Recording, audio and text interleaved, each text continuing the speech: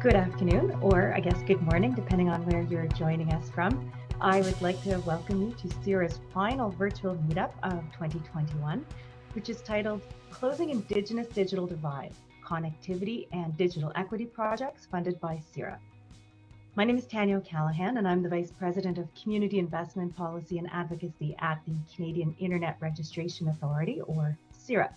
I'll be your host for today's event. And I do want to note today's event is taking place in English only.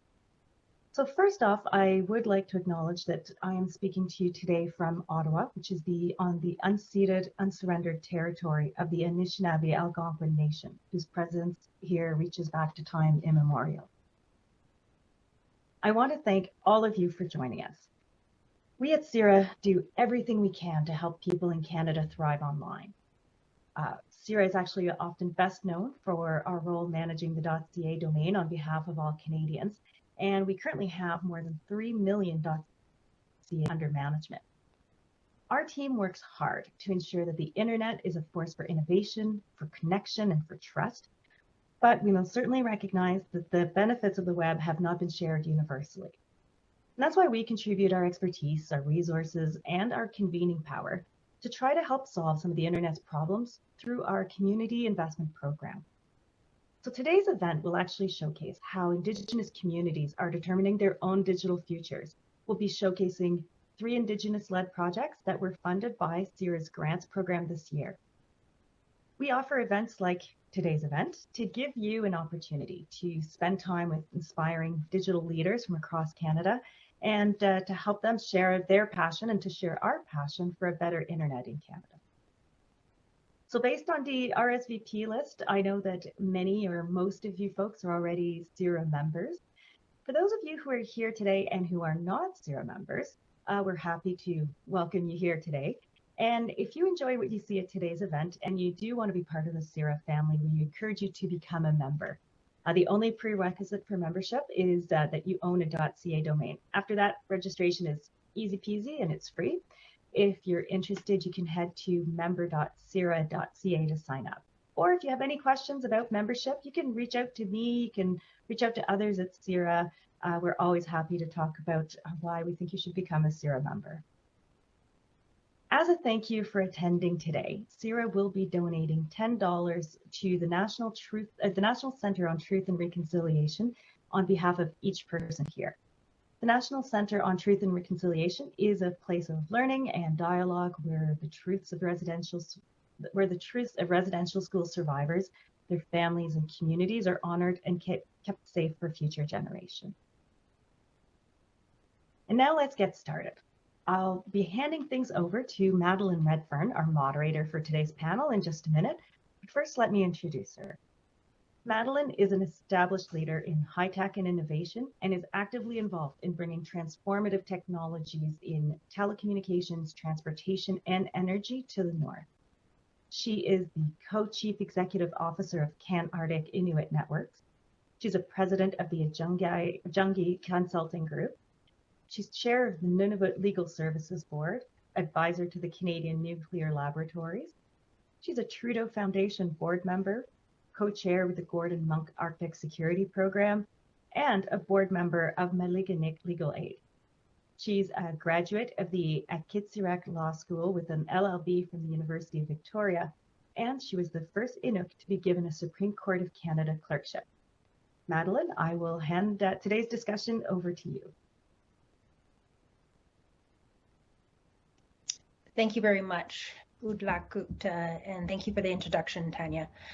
As Tanya explained, I'm actually from here in Iqaluit, the capital of Nunavut, in Canada's Arctic, and this is where I'm connecting from today. I'm very pleased to welcome everyone to today's CIRA virtual meetup. And before we begin, I'd like to acknowledge the contributions Indigenous peoples have made and continue to make from across Canada, from land, water, and air. Without Indigenous land and resources, there would be no Canada. So that's my land acknowledgement. I'd like to start off by asking you to imagine a different reality than your own if you're not living in Indigenous country or rural remote Canada. Imagine that you can't download this webcast. You can't connect, and therefore you're kept out from being able to participate in all these virtual events. Imagine that your internet is so slow that it is like frozen molasses. The Twitter won't load, your emails won't send, and your kids can't connect to be able to do their homework or do online schooling.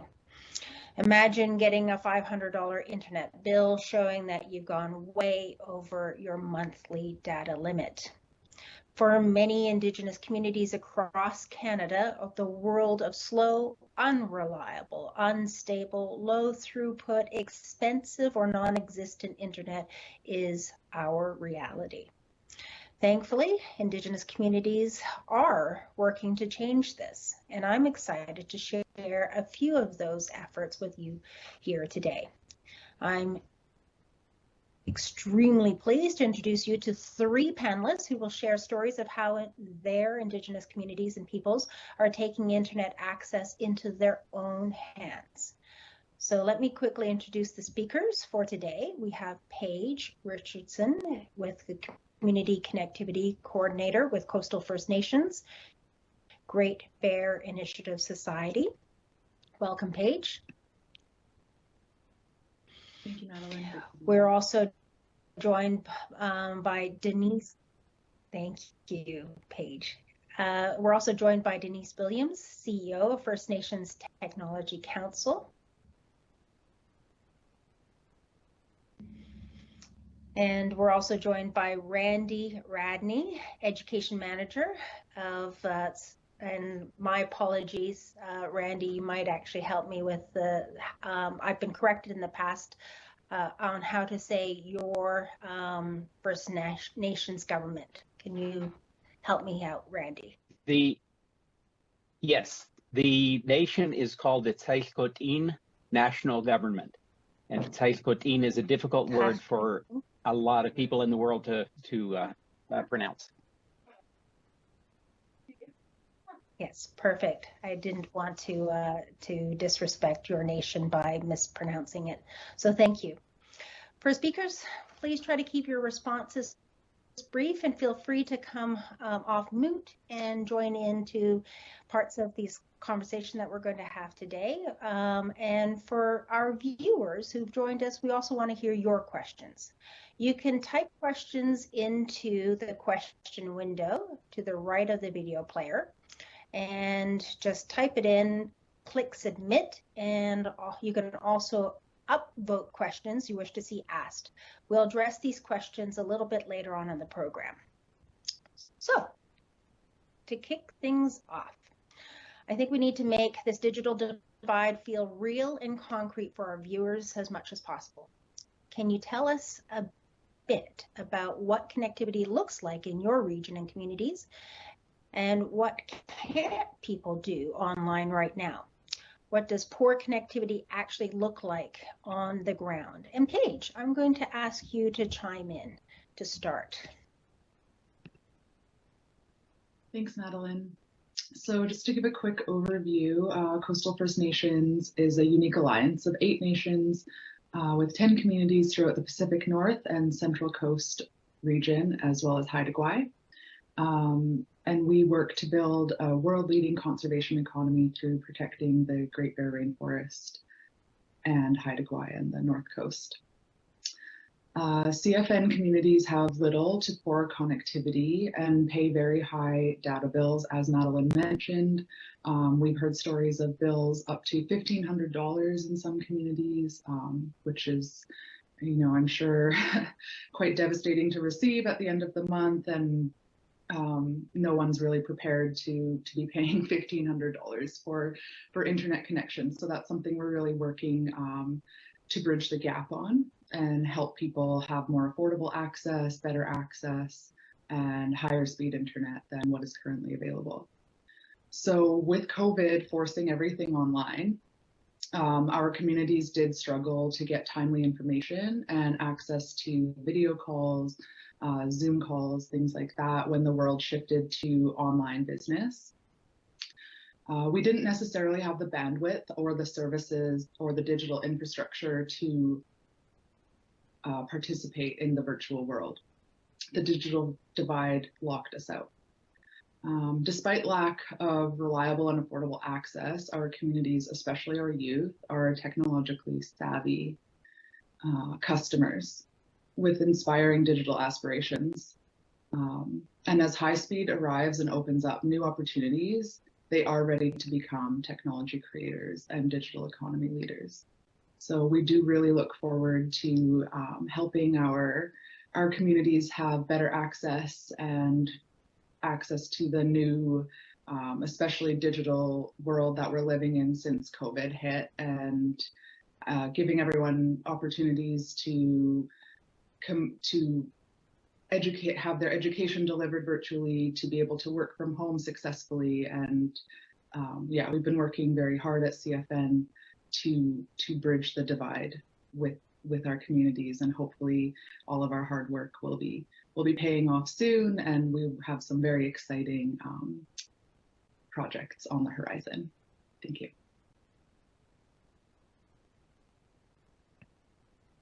Thank you so much. Randy, could you share with us similarly what's been happening in your community, what we'll do or not do? So the easiest way for me to sort of summarize is to say that when I was in town 30 years ago, I had to download files in the middle of the night to make sure that they would download. These were huge files of 1 megabyte at that time. Things haven't gotten much better. They've gotten a lot better in Williams Lake, but they haven't gotten much better out west. Recently, a colleague of mine at the university was out teaching in a class and using some online materials to instruct. Now, these were not heavily graphic materials. They were merely text.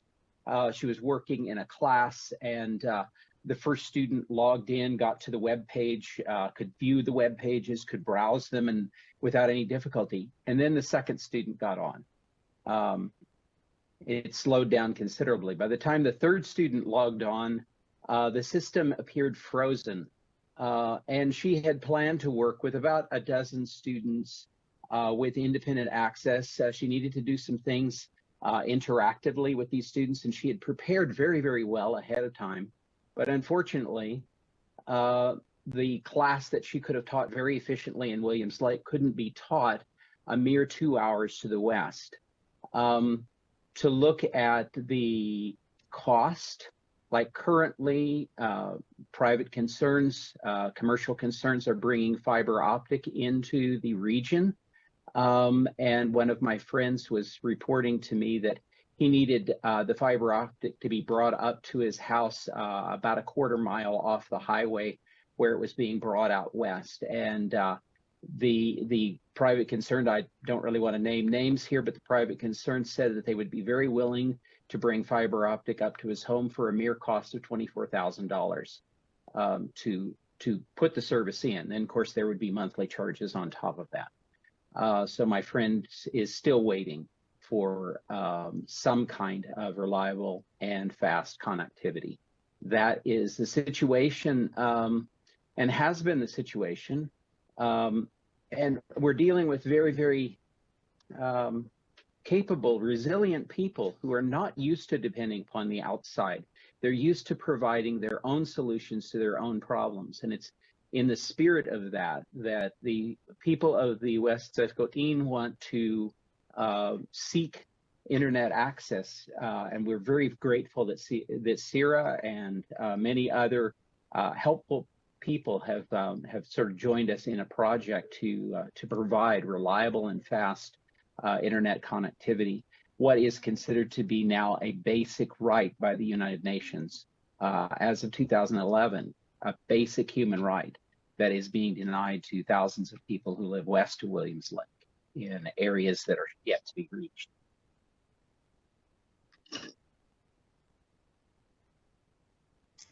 Thank you, Randy.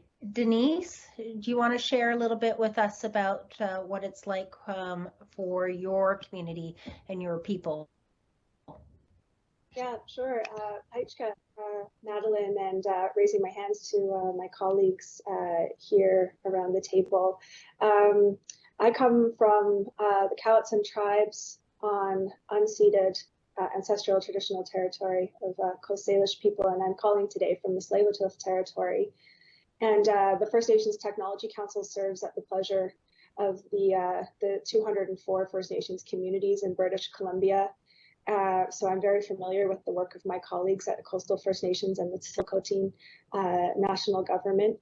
And what we are trying to understand is how to work across complex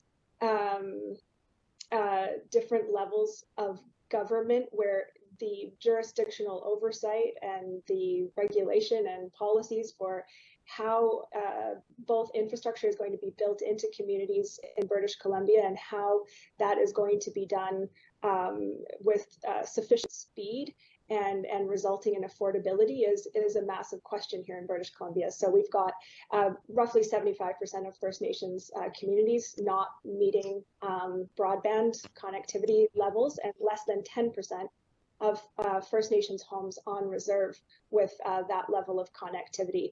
And as was pointed out by Randy, that the cost can be extraordinary. So even for those that potentially could have this level of connection, it's not affordable. So if you think about, the points that Paige raises about, the issues immediately that are going on during COVID, British Columbia, as many know, is going through environmental crisis at this moment. So we've got a number of communities that, were not connected through COVID. You can imagine the intergenerational impact of thousands of First Nations students that weren't able to attend school.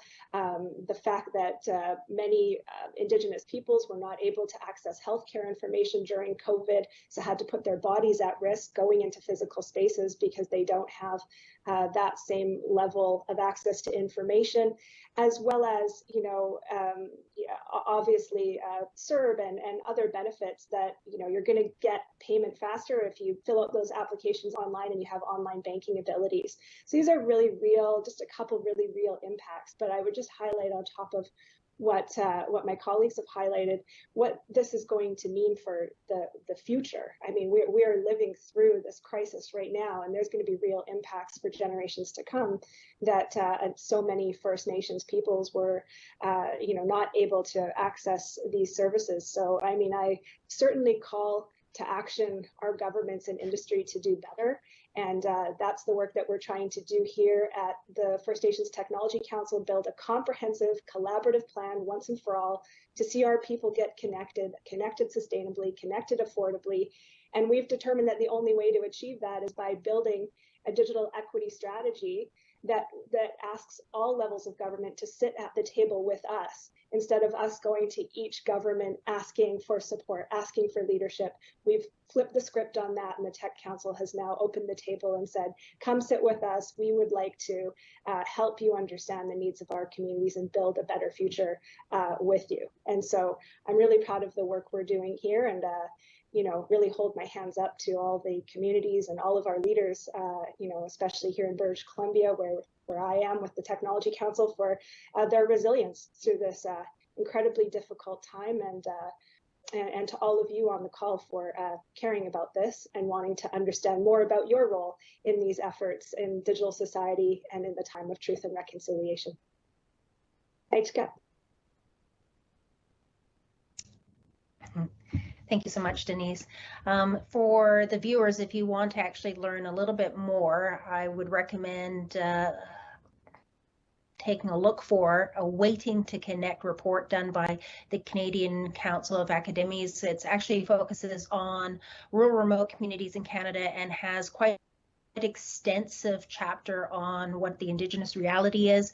And I think one of the most interesting sort of determinations from that work is that the telecommunications situation in Canada is a bit broken when it comes to delivery of rural remote broadband, and in particular that, probably, may not be intentionally, but the outcomes of connectivity for Indigenous people was determined to be racist, just simply because when we pay those exorbitant rates to connect doesn't mean that we're actually getting good connection. And it really does hamper tremendously our ability to develop our economies, to communicate with our own people, to govern, to deliver services, and of course the important and necessity to be able to connect with others outside of our communities. So I'd love to hear, and I'm sure that many of the viewers who connected on today, about your projects that you're working on.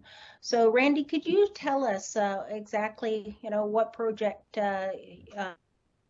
your group is initiating? Thank you. Yes, with the generosity of CIRA sort of providing us the impetus to be able to pursue this, what we're trying to put in place is a proof of concept. We want to provide a community Wi-Fi system that would allow all the homes connectivity that is secure and reliable and a proper speed to give them access to the internet, to give them access to communication. We've designed a system with the help of many people that will effectively use TV white space to broadcast into homes over a certain region. Our region is quite mountainous, and as a result, we have some good locations to put towers and to provide that kind of line of sight to homes so that we can do this. We're also hoping to use new technologies of many different types, but the main goal will be not to have to depend upon a physical connectivity via fiber optic or that sort of thing. Obviously, at some points, the system utilizes that, but to go with line of sight communication to allow us to get down into the valleys where the communities are. We serve 6 independent communities of several thousand people in total, but they're quite remote from each other. And so we're trying to provide this in one community as a pilot to get proof of concept to then extend it to all 6 communities that would allow not only for them to have reliable connectivity to the internet, but also reliable connectivity to each other. This has been amazing over the last several years, the isolation that people have felt. As others of my colleagues have mentioned, the sorts of issues of mental health and things of that sort, the need to either put yourself physically at risk or to put yourself at a further marginalization in that regard. What we're hoping that this system will do is to sort of bridge that gap and to effectively be able to bring communities into the 21st century so that they can interact with the rest of the world from their own homes.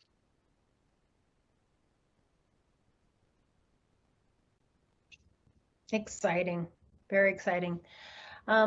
Paige, could you also tell us a bit about the project that you're working on? Yes, definitely. So as Coastal First Nations and our communities get ready for the Connected Coast Network to be installed, this will bring unprecedented high-speed internet to the remote communities within our alliance, which is very exciting, something that we haven't had access to previously, and everyone's very much looking forward to having more affordable, higher speed internet. And with that opportunity coming to us, we have been supporting digital readiness through capacity development and planning.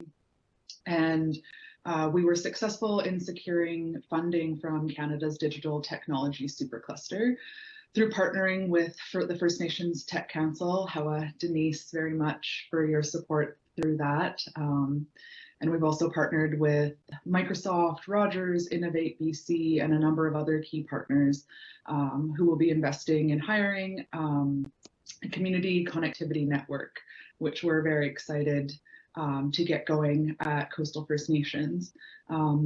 The community connectivity network will provide digital leaders within our communities jobs and positions and hopefully careers and futures within tech and innovation. And it's been very inspiring and exciting to be able to be in my home community here on Haida Gwaii and to help to bring these opportunities to fruition. And it's we're really looking forward to building out the network and bringing in youth and digital leaders and creating a whole new aspect of what we can do from our communities, especially now that everything has gone more virtual with COVID and things like that. I think it's going to be a really great opportunity to show youth what we can do from our communities, and that we're not completely isolated from the rest of the world. And we're also working with the Northern Development Initiative Trust, NDIT, and as well as CIRA in supporting the growth and sustainability of 3 of our community-owned internet service providers on the Central Coast as they prepare for the Connected Coast Connection. So that's also been a really great aspect of what we've been able to do at Coastal First Nations, is to support the 3 Central Coast communities that I just mentioned in implementing their own internet service, which will be operated by them, and they'll have true ownership of those services. So we're really excited about that as well. Excellent. Thank you, Denise. And it's really good to hear that there's also that planning and preparation, because it will be really transformative. And sometimes what we've seen is some communities wait and then realize that there's actually still quite a lot of work to be done, at the community level. So that's really good to hear. Denise, I know that you shared some, of the work or of the project. Maybe could you also, add a little bit about sort of, what spurred you to actually do this initiative? Certainly, yeah. CIRA is helping to launch the very first in British Columbia, potentially in Canada, Indigenous digital equity strategy. Really exciting work. I've been at the First Nations Technology Council now for 9 years, and it's literally taken me this long to understand how all these systems work. Like it took me all this time to understand, why don't First Nations communities have the same level of access? Who makes those decisions based on whose information? How does that information get aggregated and analyzed? And then who makes the decisions politically? And then, who interfaces with industry to determine where their priorities are and how they build things out? And do they understand Indigenous rights and title? And do they understand the land they're building out on? And who's informing them? Who's advising them? And it's taken me, I guess a decade now to sort of understand as well as I can how it all works. And I would really like for it not to be the case that Indigenous peoples who want to play a leadership role, want to influence this system, change this system, have a voice at the national level and the local level, and be leaders at home and also be thought leaders for future generations, to not have to work for 10 years to figure out how does it go, and to gather the right people, around to make those changes. And so it's really just as simple as that, where it came from, for me was really in my heart. I found it really challenging, to be knocking on so many people's doors and always being told that it was happening. Connectivity will come to those nations. You just have to be patient. You have to trust the process. I don't know how many times I've heard that. And I think that the reality is, at the end of the day, the big reveal for me was that it felt to me like Indigenous peoples were consumers and being just treated as customers, that, we're not actually going to return a lot of investment to this capitalist system. So we were just being deprioritized. And to Randy's point, when you balance that with this being a human right, a right to participate in society and the economy, it overwhelmed me. It overcame me, this idea that if we don't act now in this generation, the next generation could be in a position where they're still dealing with how to get the internet to their people. And that's just not okay. It's not satisfactory. And so the digital equity strategy, what it's really about is centering Indigenous voices, our stories, our needs, and so that we can take our rightful leadership role. So for me, digital equity, it's really about changing the definition of that in this project. It's not just about access. It's also about influence over the trajectory of technology and its impacts on society. And so for us, we understand it as a prerequisite and an implementation tool for UNDRIP. And so we want to see the advancement of access happen a lot faster, but also, under our own leadership, so that we're not only consumers. So through our CIRA grant, what we're going to be able to do is actually produce a draft strategy by the fall of 2022, and from winter 2023 and beyond, we'll be looking at beginning the movement building, and actually have some great recommendations, really good data for a 10-year plus time frame, so that we can implement this strategy in a really comprehensive way. And so CIRA's grant helped us to do the project plan, comms and communications plan, outreach to assemble our steering committee, our policy and planning circles, and of course to ultimately draft that strategy. And the whole point is that so people like Randy and Paige don't have to be alone in their communities trying to figure out how to put all these pieces together. We want to build a community of Indigenous leaders like Paige and Randy, so that we're making a collective effort towards a more connected and just future. So I'd say that's the North Star for the digital equity strategy, and I really encourage people to follow the work. Thank you. Excellent. And that's the thing, is that we are beginning to understand that spectrum in particular is the natural resource, and that there's some of us that are pushing to see the creation of an Indigenous spectrum allocation, so that it actually allows our Indigenous communities to begin to access this resource to develop these projects and develop partnerships to improve connectivity in our communities. So, look at it, connect broadband as a right. In addition, comes all sorts of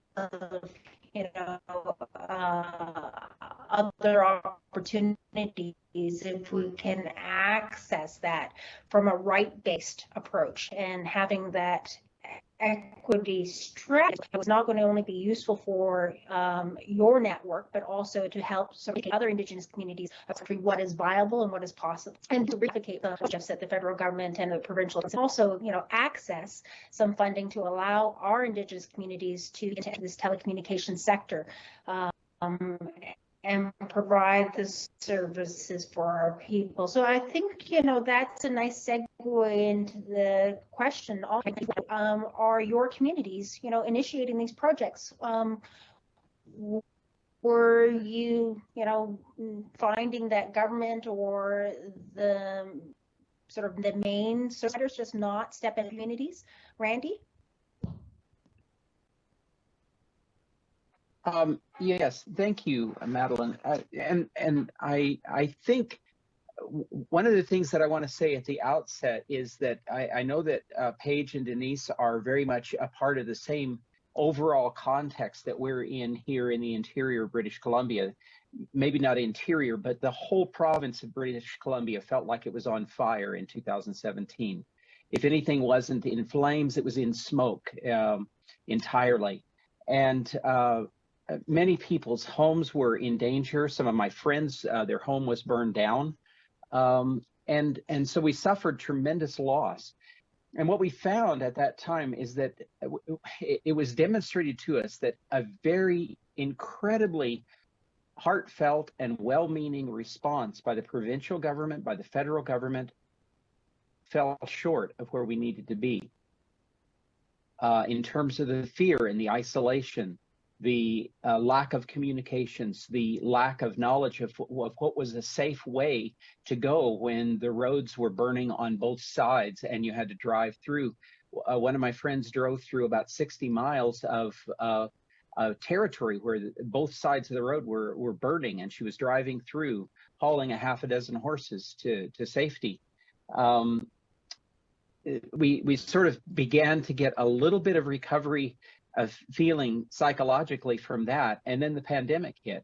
And it's not unique to our area, but what we're seeing is that we have got to have more locally informed solutions to the problems that we're facing, that it simply isn't enough, that very well-meaning people at a great distance from the local situation cannot hope to respond adequately in those situations.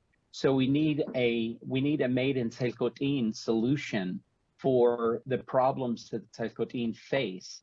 That requires us, as ironic as it would seem, that requires us to be able to connect with those in the Haida Gwaii, with those in the coastal regions, with those further inland, with neighboring First Nations, with colonials, with outsiders, with First Nations living in other countries of the world, to be able to find the best solutions for the problems that they crop up from place to place and location to location. It was a tremendously emotionally draining time, the fires, the pandemic since then.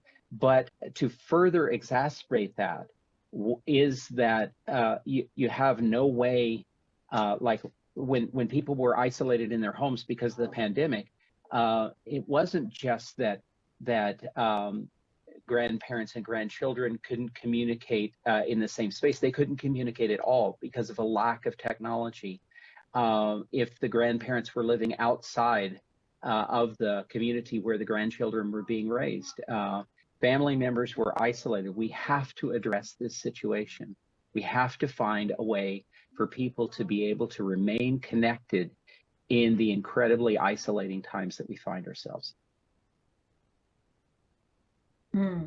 Absolutely, and we're very aware that also right now with what's happening with the flooding and the mudslides in British Columbia, and how vulnerable infrastructure is, not just the roads, the rail, but telecommunications, and how necessary it is, whether it's fires or flooding, to be able to ensure that people have the ability to receive good information, and also, as you just said, connect with loved ones and family to let them know that you're safe, and all the sort of the emergency responses.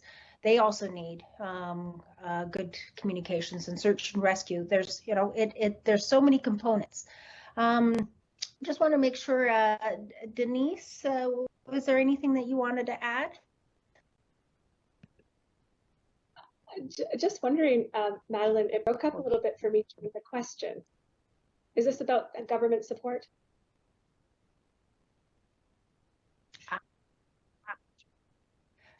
It's basically sort of what spurred, sort of your project, and maybe to sort of build on that is what needs to change to ensure that Indigenous peoples receive equitable internet connectivity.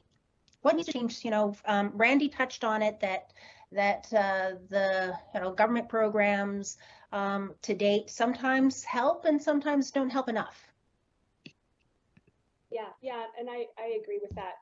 I agree with that point. Part of the reason is that we've had decades and decades of government programs built, to help subsidize what is a market-driven model. I mean, I personally have questions if a market-driven model can actually create digital equity. I don't think it's built to do that, and I do wonder about government subsidizing and putting money into these types of programs to connect communities that are of interest. In my view, these are communities of interest to government and industry, normally based on some kind of economic development opportunity. So I think, for me, the question has never really been a technological one. I feel pretty confident that we could solve connectivity and affordability in Canada if we wanted to. So for me, this is a bit of a question about political will and our will to organize ourselves to actually deploy those technologies. And so the question is, what's our philosophy here in this country? Do we believe that only some people should have access, and that should be based on their income, that should be based on their geography? If we don't believe that, then I think collectively we have to start using our voting power to really put in place governments that are going to prioritize this work. I think, civil society has a responsibility to get as informed as possible on these issues. I think, I live close to Vancouver. I do have a level of connectivity, and it's easy when you're here to forget that there's all kinds of communities, the majority of Canada, that don't enjoy the same level of service. And that's about to become even more exacerbated with the introduction of 5G technology. The most connected will become even more connected, and the Internet of Things will really change our lives. And that will create a larger digital divide for those who are not even experiencing the bare minimum of connectivity. So back to my philosophical question, are we okay with that as a country? And I would bet if you walked this through with anyone, no matter where you sit politically or where you sit in this country, you would agree that that's not okay. And I think that across the globe, numerous other countries have been able to solve for this. And that's where I'm interested in spending my time and trying to support our Indigenous Digital Equity Strategy group, is to help educate ourselves on how is this done in other places, what are the levers we can pull to actually see this change within our time, within our generation, and how can that be not just a British Columbia effort, but an effort that all of us collectively can take, Indigenous, non-Indigenous, across Canada, because access and changing this system is a shared liberation movement. We all deserve to be connected to this platform, and we all deserve to be leaders in how it is designed and deployed into our lives. There's much bigger questions about how technology is going to impact humanity. We all deserve to be part of that conversation. Thank you. Excellent. Thank you so much. Paige, is there anything that you want to sort of add or share on what's been already said with respect to how do we ensure change happens so that Indigenous peoples receive more equitable internet connectivity? I mean, the work that you're doing is definitely relevant in your in your area. But do you have anything that you'd like to add? Thoughts? Thanks, Madeleine. I think from our perspective at Coastal First Nations, one of the things that was the driving force behind our efforts on the connectivity front is that it's 2021 and we're not necessarily prepared to wait for digital equity to come to us. We are working to create it ourselves. And I think to Denise's point, living near Vancouver or near an urban center, which I did for many years before coming back to Haida Gwaii during the pandemic. And it's not something that you always consider or think about in terms of communities that are further and further from the urban centers. And I think just touching on that point again, it was really important to us to create this for ourselves and to start the push for digital equity for our nations and for all First Nations in British Columbia. And we're really looking forward to what the Connected Coast is going to unlock for us, and being able to, again, touching on the point from earlier of we're not just consumers of the internet. We want to be able to to share our culture, our knowledge, our art, and things like that, rather than just consuming. And yeah, I think just making sure that we can lead the way for our nations and for all First Nations, and to show everyone what can really happen when you put your mind to it and work towards that ultimate goal of connectivity, I think is the really big driving force behind what we're doing here at Coastal First Nations. Exciting. So I'm just going to wrap up this section of the panel, because I want to make sure that we give our audience some time for questions and answers. But I think it's been quite clear from what's been shared is the fact that Indigenous communities recognize that we need good connectivity, and instead of waiting, as Paige and Randy and Denise has said, for government or big telecommunications companies to come in, is that actually we're doing it for ourselves, and that we can demonstrate through these projects and initiatives that not only do we have an interest, but that we are building our capacity. And it's taken me about 10 years to understand how telecommunications in Canada works, and that we have to challenge these biases, that somehow big is better,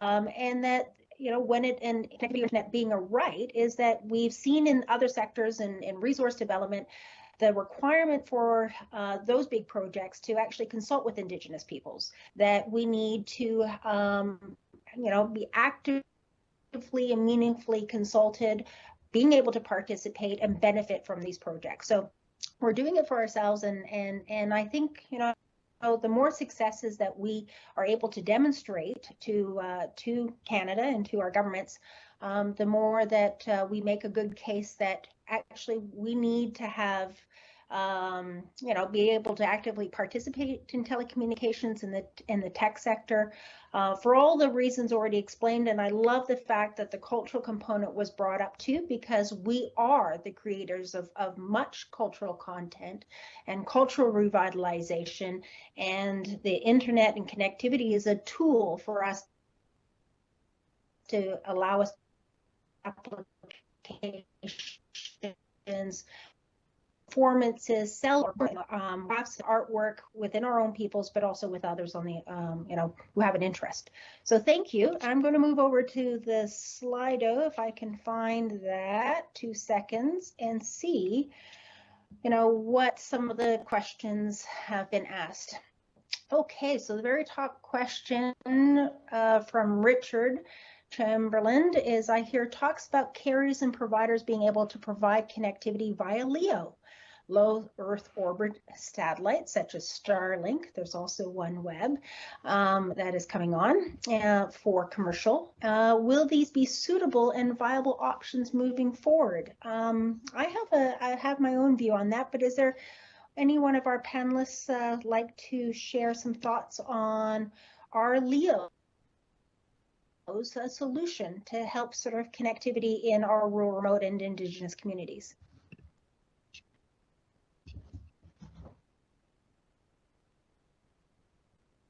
Okay.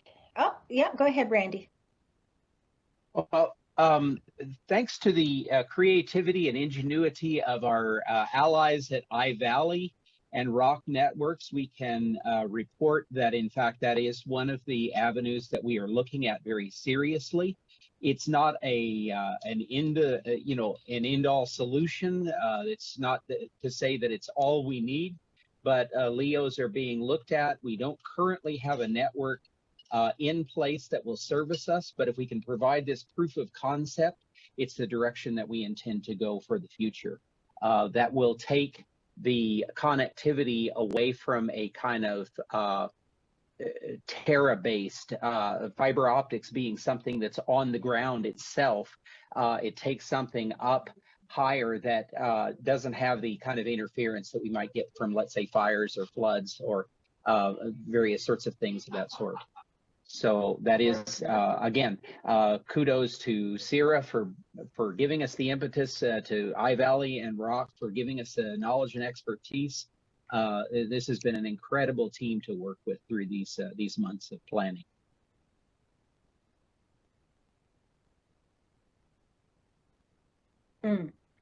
So, and I think a lot of people don't realize how integrated satellites are actually with fiber optic. And another way, and someone recently explained it to me, is that fiber optic is like your main arteries in your body, and that will always need sort of satellite coverage for the areas where it's just too too remote. When you're out on the boat, on cruise ships, out in your hunting cabin or your cottages, these LEOs have an opportunity of being like the capillaries and being able to serve areas where fiber is not currently existing. But it's there's also quite a number of sort of associated risks with satellite debris. Figuring out ways in which to be able to integrate LEOs and MEOs, which is mid-Earth orbit satellites and GEOs. And I know that Rock Networks, as Randy has mentioned, is finding ways in which to try to help rural, remote, northern Indigenous communities in the integrated solutions, so that how does one use possibly artificial intelligence to help sort of dictate, the best service in which to sort of have your data sent and received. So, it's definitely something in play, and time will tell how it all sort of, I guess, works out. Next question is, big telecommunications companies charge huge rates, saving it's costly, provide service in lower population areas. Has pressure been brought to the federal or CRTC, federal government or CRTC, to have them put these astronomical profits into reasonably priced access to Indigenous communities? So are the federal government or CRTC sort of attempting to mandate, the big telecommunications companies to use their significant profits to serve served rural, remote Indigenous communities? Anyone want to tackle that question?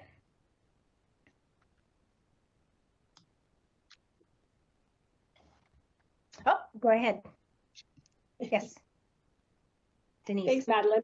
And perhaps I don't know all the inner workings of the federal government or exactly what happens within the CRTC, but I feel fairly confident to say that those plans are not necessarily in the works from my interactions. I would say, in terms of your question around is pressure being brought, yes, there's certainly groups like Open Media that are at all of the interventions. They comment constantly on every time there's a hearing with the CRTC that begins to infringe on the rights of Canadians. That includes Indigenous peoples. Groups like that interface with us and like to know if we would like to participate in those hearings and those interventions.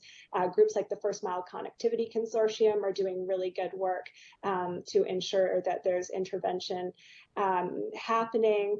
But I mean, the reality is, I heard this crazy statistic that, for every group the size of the First Mile Connectivity Consortium or Open Media, the telcos are in there twice a day lobbying the federal government, the CRTC,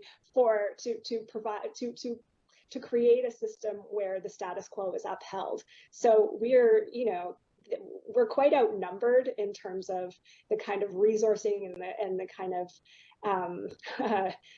lawyers and analysts that they have on their side. But I would say that one of the things that is, I think, an important thing to push on is questioning federal government on how they know what they know. Because I think one of the failures that we've seen along the way here is with millions of dollars going into connectivity projects in Canada. I've found in my line of questioning that government is hard pressed to be able to show us in an accountable, transparent way what those promises for connectivity have resulted in on the ground. So, we hear this in election promises, we're going to connect this many communities. Paige is going through this currently with Connected Coast, and at the end of this project, when all of those funds have been dispensed to primarily non-Indigenous service providers and builders, communities will be left likely not knowing, did we meet the targets? Did the federal government, did the provincial government meet the target in terms of what communities were promised, in terms of the speeds and the affordability that they were promised at the outset? And these initiatives are often years long. And I think that we could really pressure and encourage perhaps government to do a better job at collecting that kind of data and sharing it with everyone in this country, so that we can understand where these investments are working, but that we can also begin to solution with government where they're not working. Most of these programs, most of these conversations where the design of how these dollars will be rolled out and for what priorities, there's no Indigenous people around that table. So it's a lot of programming, a lot of solutions designed for us and not by us, which is not something that often works. We need people, to Randy's point, who have this experience, that understand the land, that understand the people. So we need to apply more of that pressure. We need to have more of those kinds of conversations, and we need more leadership, more Indigenous leadership, moving in these circles and able to advance these interests, I'd say. Yes, and yeah, so I think that there's an effort by a number of sort of groups, Internet Society of Canada, CIRA, of course, the Canadian Federation of Municipalities. They have a Northern Remote Forum as well.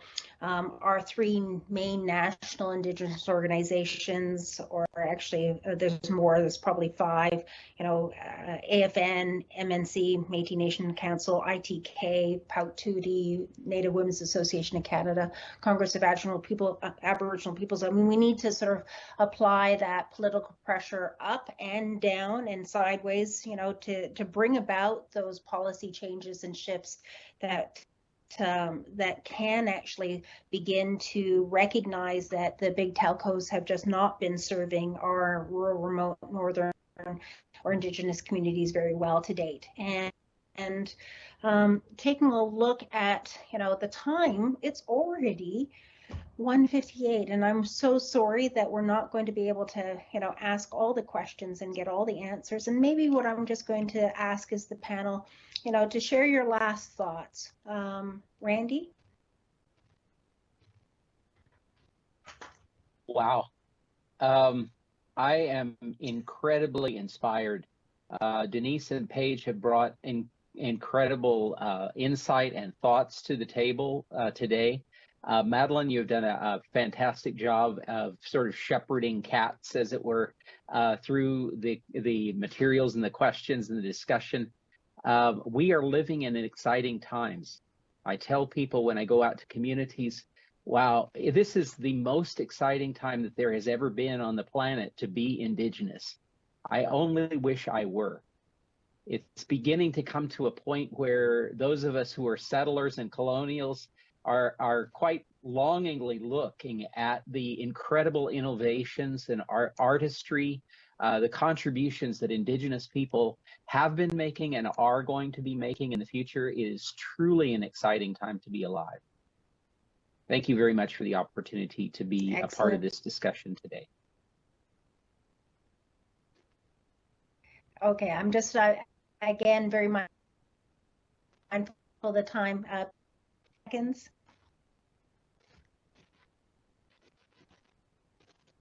Last thoughts. I would just like to say Thank you for having me today. I'm really happy to be here representing Coastal First Nations Great Bear Initiative and our communities. And as Randy said, it is definitely a very exciting time to be First Nations, to be Indigenous, and the future of connectivity is looking really bright, and I'm very excited to be a part of it and to be here with you all today, and to have had these conversations have been also for me very inspiring. Thank you so much. Thank you. Yeah, also just Denise, last comments. thank you. Also just want to thank everyone for joining here today.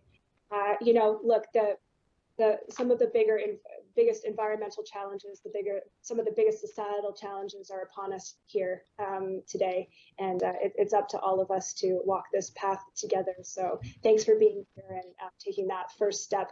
And just Haichka to everyone for participating today. So, Kunimi, thank you, everyone.